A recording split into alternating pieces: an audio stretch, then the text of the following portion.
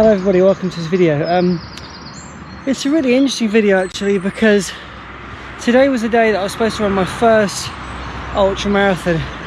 Almost a year to the day was my first marathon ever, and today was going to mark the day when I ran my first ultra, which was going to be 60 kilometers, roughly 40 miles, and it was on the Fox Way, which is why I've come to this point. Now, this particular area also has further significance because this is the point at which I'd be roughly 20 kilometers into the run.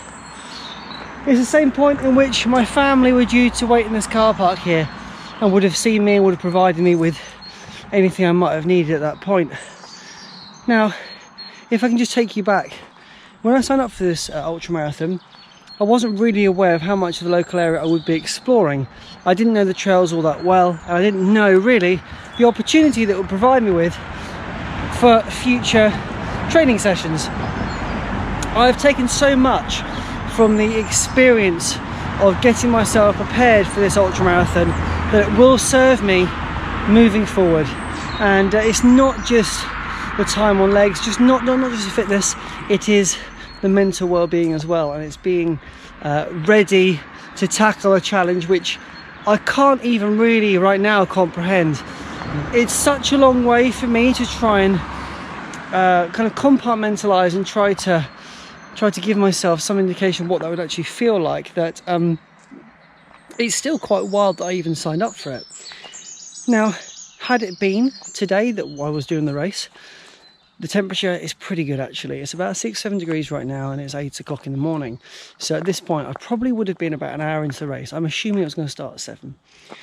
However, the temperatures today are expected to hit around 23 by lunchtime, which would have meant that it kind of, at that point of the day when I've been running for 4 or 5 hours and inevitably I would have been tired, the heat would have really started to rise, and no doubt that would have been a factor in me being successful.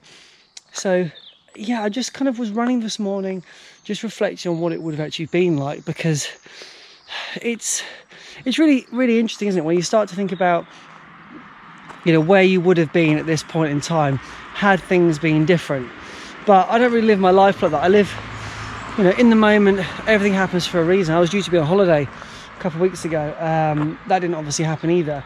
So instead of me kind of sitting here or standing here and fretting about what might have been, I just take it for what it is.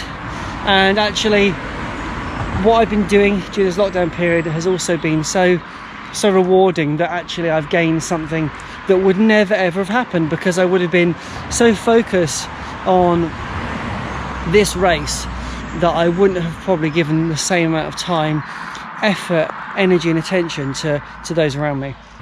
Now, I'm here today, and I know there are people who are running their marathon solo. If they've been cancelled, they are running distances in tribute to the race they've missed. I personally feel no desire right now to run at length, to run huge distances. Since the lockdown period, I've run no more than 10k, and I feel absolutely fine about that. I just don't feel the need or want to just commit myself to distances like that. This event, this ultra marathon, has been postponed to September. Now, I think it's important to be realistic. I've said from the start, I don't feel like we're going to see events with good numbers of people in them until 2021. I personally can't see us doing a 180 and saying, actually, as it turns out, it's fine to be gathering in large groups. You could have staggered starts. You could have different ways of trying to implement it, but you're still going to be running past people on the course. There will still be aid stations. There'll still be moments, even like things like bag checks. You might have a staggered start at 8 o'clock, but if you turn up half an hour early for a bag check, you're around people anyway.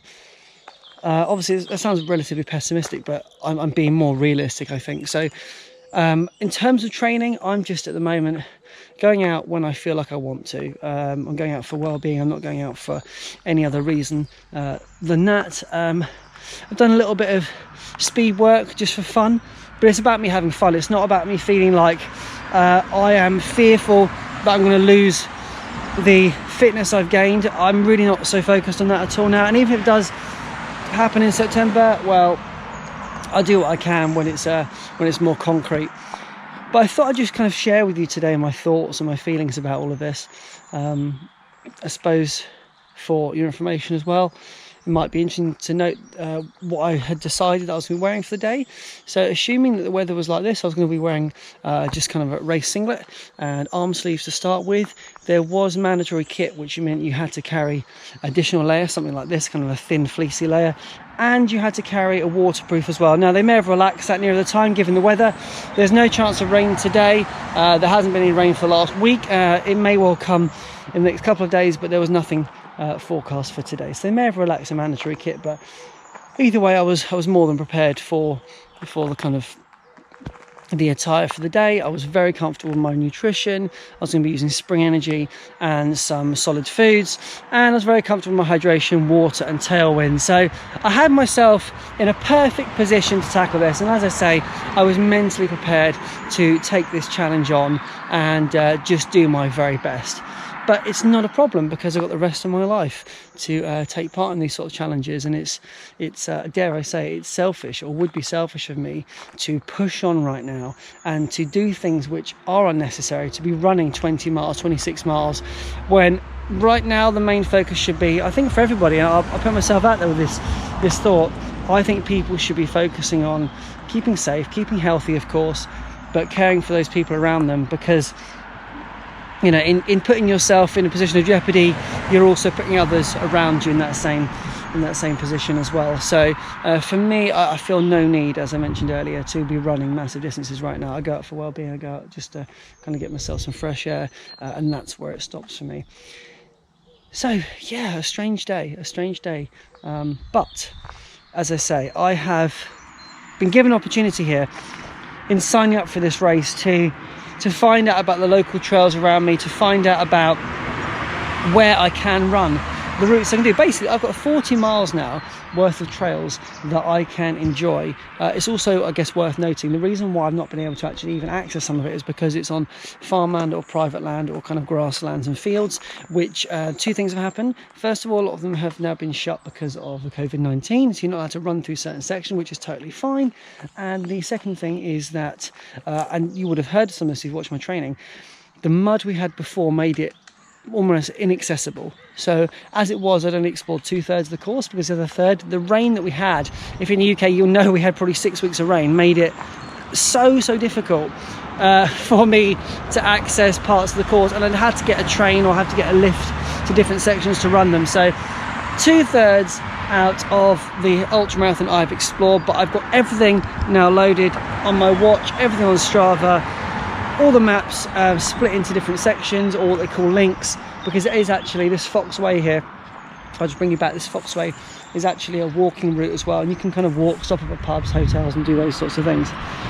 Anyway, I just felt this video was important to record because yeah, this would have been where I would have passed on my first ultramarathon. But as I say, there will always be another time, another opportunity, and yeah, I'm grateful to have signed up for it. I'm grateful for everything that it has afforded me, and I've really loved preparing for it.